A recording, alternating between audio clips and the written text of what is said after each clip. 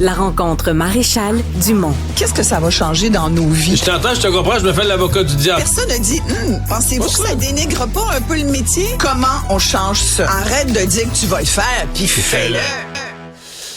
Isabelle, bonjour. Bonjour, Mario. Tu veux revenir? Attends, je m'installe. Oui. Tu veux revenir donc sur cette victoire qu'a remporté le syndicat des chauffeurs et opérateurs de métro de la STM hier devant le tribunal administratif du travail. Mais je t'en ai parlé plusieurs fois, surtout parce que la première décision du tribunal administratif du travail avait donné raison au syndicat des chauffeurs là, tu parles du 1er d'autobus. novembre. Exactement. Et toi, tu avais l'impression que ça pouvait plus se reproduire, que l'expérience du 1er novembre allait comme servir d'enseignement? Mais écoute, selon ce qu'on voit, puis selon tous les témoignages qui m'apparaissaient être des arguments assez béton pour la juge du tribunal, j'avais comme vraiment l'espoir que en fin de semaine, pour les 48 heures de la fin de semaine, qu'on n'ait pas à revivre ce qu'on a vécu.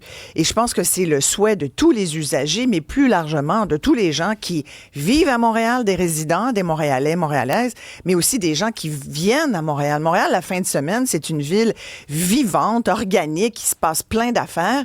Là, je trouve que ça vient... Après, tu sais, la vie, est-ce que c'est, tu sais, la vie sociale d'une métropole comme Montréal? Ça exige parfois de se déplacer, la vie sociale. Ça veut dire qu'on se déplace, mais et là, la vie économique la vie économique, tu vas me dire jusque-là, est-ce que la santé et sécurité des gens est mise en péril? Le tribunal, là-dessus, considère que non, mais plus largement.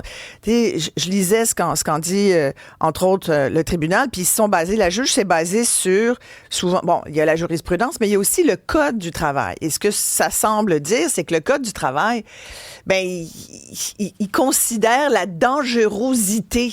Alors là, est-ce qu'il y a danger, péril en la demeure? Bon. Alors, visiblement, la réponse, c'est non, selon le tribunal administratif du travail. Moi, personnellement, j'aurais pas... mais je suis pas juge, là, mais bon, écoute, c'est ça qu'on va vivre, là. Alors, d'une autre façon, tu penses un peu plus loin, puis tu te dis, est-ce que c'est une façon de...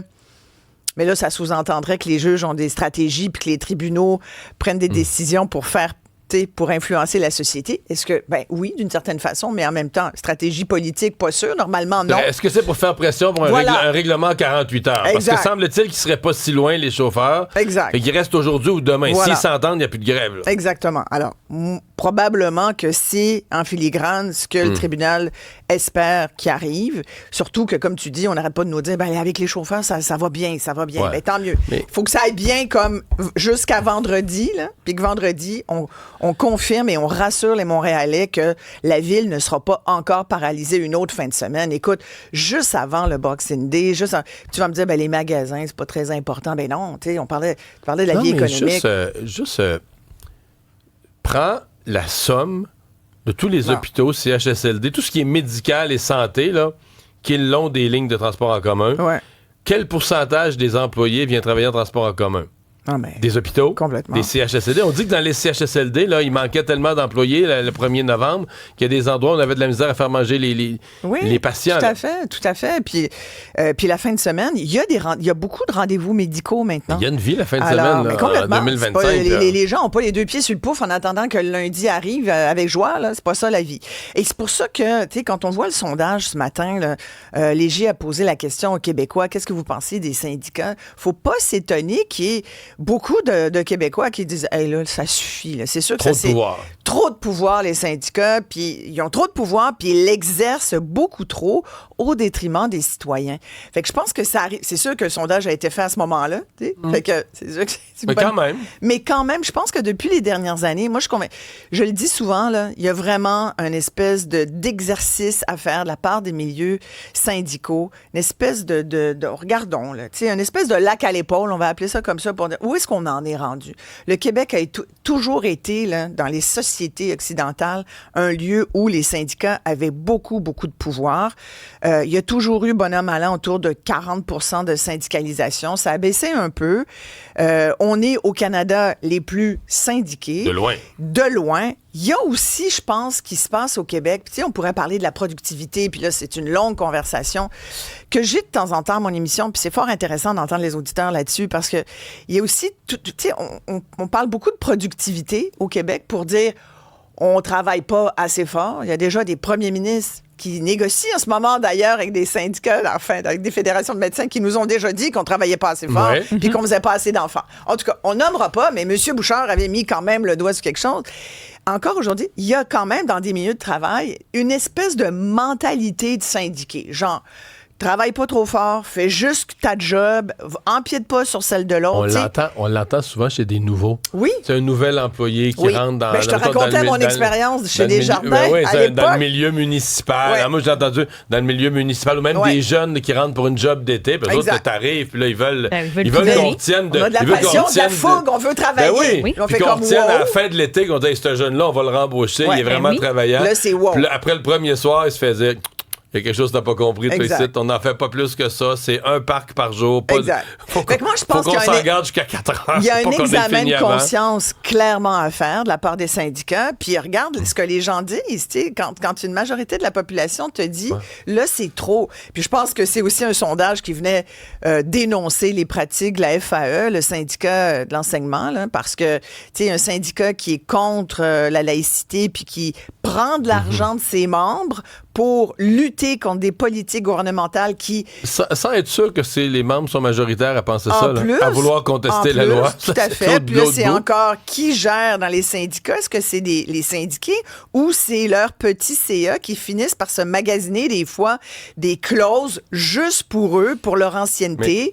Écoute, il y a vraiment beaucoup à discuter là-dessus. Mais je reviens à ton premier argument, ton premier point sur le tribunal administratif du travail. Je te soulève une question parce que le tribunal administratif du travail, par sa décision, vient dire le transport en commun n'est pas un service essentiel. Pendant une fin de semaine à Montréal, tu peux très bien pas en avoir, puis tout va aller. Le reste de la société, puis pas juste le 2-3 citoyens qui chialent dans une taverne, là. Non. Des chefs de partis politiques, des ministres, le gouvernement, des organismes, des porte-paroles de toutes sortes d'organismes économiques. Partout dans la société, on a entendu le service de transport en commun dans une grande ville, dans une métropole, est un service essentiel. Mais ce que je veux dire, c'est qu'il y a un choc des planètes. Mais là. complètement. Il y a carrément un choc des planètes entre un organisme, une espèce de tribunal, qui lui est en matière de relations de travail, puis le reste de la société. Et je te parlais du code du travail, un code du travail qu'il faut véritablement dépoussiérer. C'est un peu ce qu'essaye de faire le ministre du Travail, Jean Boulet, qui est très populaire, en tout cas, parmi les ministres, je pense, de la CAQ, c'est à peu près un des seuls, qui est aussi populaire que ça, avec ses réformes, je parle, puis ses lois. Et puis là, il y a toujours la possibilité, là, tu sais, le bâillon, mais il le fera pas. Puis, tu sais, je te disais hier, pour moi, c'est définitivement une stratégie pour peinturer QS dans le coin. Puis, tu sais, je vais l'avoir tout à l'heure à mon émission, Jean Boulet, puis je suis sûr qu'il va me refaire un petit bout sur QS. Ben pour vrai, là, c'est Québec solidaire qui va devenir seul responsable qui n'a pas de service de transport quand même, parce que les trois autres partis auraient été prêts à... C'est sûr qu'on va en reparler tout à l'heure à mon émission à 13h. Oui. Tu veux me parler de la déprime de novembre? Ben, je voulais en parler un petit peu parce que, d'abord, ce soir, il y a un événement pour Taled Montréal. Marie-Claude Barrette va être là parce qu'on remet le 2e prix Jeannette Bertrand pour le bien-être. Jeannette Bertrand qui a été pendant des années porte-parole. Depuis 3 ans, c'est Julie Bélanger que les gens connaissent bien sûr, qui est Ça finit bien la semaine tous les vendredis. Julie qui, dans sa série Imparfaite, avait expliqué elle-même là, tous les enjeux de santé mentale qu'elle avait pu vivre. Jeannette Bertrand qui, pendant des années, témoignait du fait qu'elle était étonnée de voir qu'il y avait autant d'appels. Écoute, depuis 1971, il y a près de 2,5 millions de Québécois qui ont téléphoné à Telle Aide pour dire « aidez-moi ». Et juste l'année dernière, il y a plus de 20 000 personnes qui ont appelé.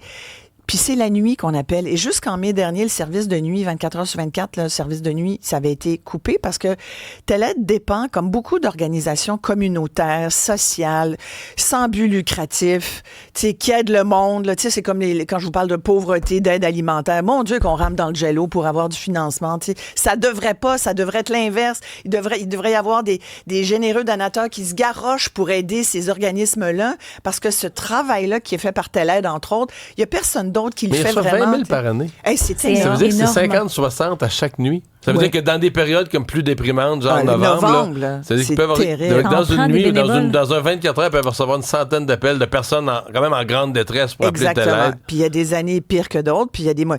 Mais tu sais, quand ça a été coupé, c'est sûr que ça a coupé le nombre d'appels. Tu sais, fait que je pense que cette année, il y a vraiment plus de gens.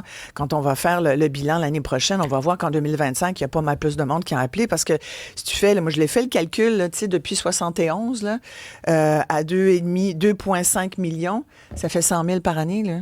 Fait que il fallait que le service de nuit rappelle. Le monde appelle la nuit. Moi, les amis, je l'ai déjà dit, j'ai déjà appelé la nuit. Il y a très longtemps, je filais pas bien, puis j'ai déjà appelé. J'ai déjà appelé à telle aide. En pleine nuit. La nuit, c'est comme si tes problèmes cadreux. J'ai parlé 3 heures avec un écoutant, puis ça m'a aidé, puis le jour s'est levé, puis j'allais mieux, tu sais. Fait qu'on n'est jamais à l'abri de ça, là, tu sais. Puis regarde la santé mentale des gens, comment que ça va pas bien. Tu sais, quand tu penses, la majorité des gens pensent que ça va mal au Québec. Regarde-les ça, il y a des grèves par-dessus grèves, le monde, ils rushent, ils ont de la misère à payer leur épicerie, et malgré leur les logement. réseaux sociaux qui semblent les unir, réseaux sociaux, ils sont souvent seuls. La vérité, c'est qu'ils sont... 65% c'est des personnes âgées. Là, l'autre mur qu'on va frapper, là, c'est les personnes âgées. Moi, je questionne toujours le fait qu'il y a 17% des décès que c'est de l'aide médicale à mourir au Québec. Moi, je comprends pas ça. Mais, tu sais, des fois, tout est dans tout. Hey, bravo, merci, Isabelle. Isa, pour ton implication. Écoute, c'est rien, là, on essaie d'aider. Merci.